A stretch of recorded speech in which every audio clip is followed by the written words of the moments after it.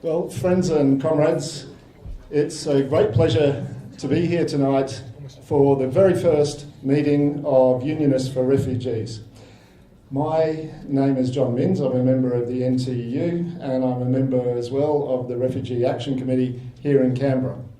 And I'd like to welcome you all here and make a particular welcome for our special guests here tonight.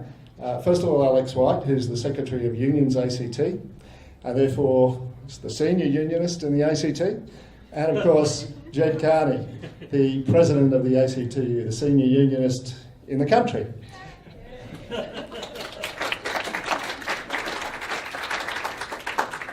I'd also like to acknowledge the presence here tonight of Alistair Waters, who's the National President of the CPSU, obviously the largest union in the ACT. So I think we have representation from quite a number of unions tonight. I'd like to say just a few words by way of introduction about what we're trying to do here. As the Refugee Action Committee in Canberra has been working on this question, trying to change people's minds and trying to put pressure on politicians to change their policies about their attitudes to asylum seekers and refugees. One thing that's become clear is that there is support for us and opposition to those policies in practically every walk of life that we come across. This is not an issue where you would expect, for example, the normal left-right issues, the normal left-right cleavages, perhaps, are obvious. We have, for example, here in the Refugee Action Committee in Canberra, a very, very strong churches group, a faith-based working group, which this week they decided in the build-up to a major rally on Palm Sunday, not to hold one, but to hold 3 film showings in different parts of Canberra as a way of building up to it. And we've had meetings of hundreds of people, of Christians particularly, who are opposed to these horrendous policies. And we've had as well groups such as, we call it Rainbow Rack, which is formed of lesbian and gays who formed to particularly fight against the policies that are applied to gay asylum seekers being deported to places of persecution. We have groups now on campuses, we have a school students for refugees groups, we have regional groups and so on. There is very widespread support for the kinds of things that we're arguing against and the kinds of things that we're arguing for.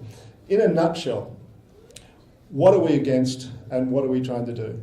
The first thing is that we want to dispel the notion that asylum seekers who come to Australia by any means are illegal.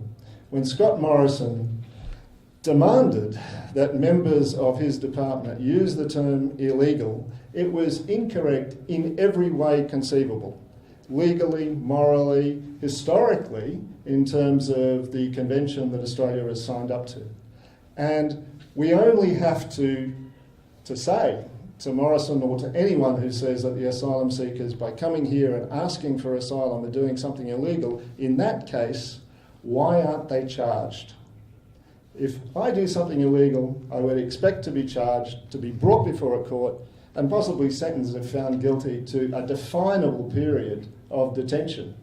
Instead, these people aren't charged, but are sentenced to an indefinite period of detention at the discretion of the Minister for Immigration and Border Control. Secondly, we want to see an end to the system that was introduced first in 1992, shamefully under a Labor government, under the Keating government, and in response to the coming to Australia by boat of a tiny number of asylum seekers, just 214 in that year, and a policy introduced to lock those people up behind razor wire, causing immense harm to them and causing as well great harm, I think, to our international reputation and to the way that Australians posit themselves as the country of a fair go.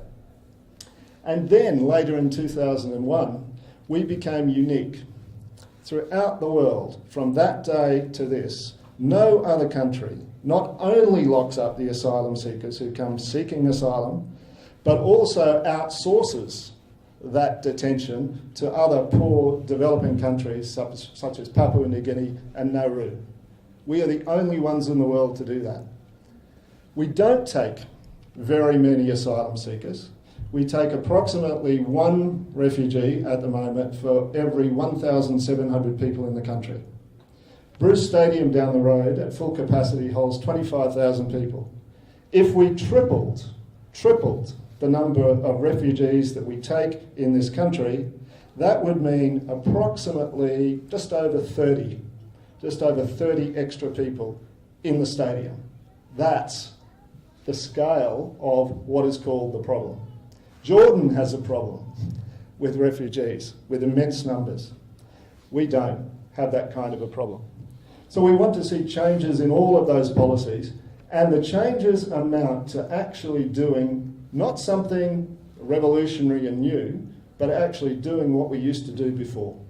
What we used to do before 1992, when Australia had a reputation it could defend internationally, when we treated asylum seekers in a humane way, which was sustainable, which was vastly cheaper than the $3.5 billion we're currently spending on keeping this small number of people out at the moment.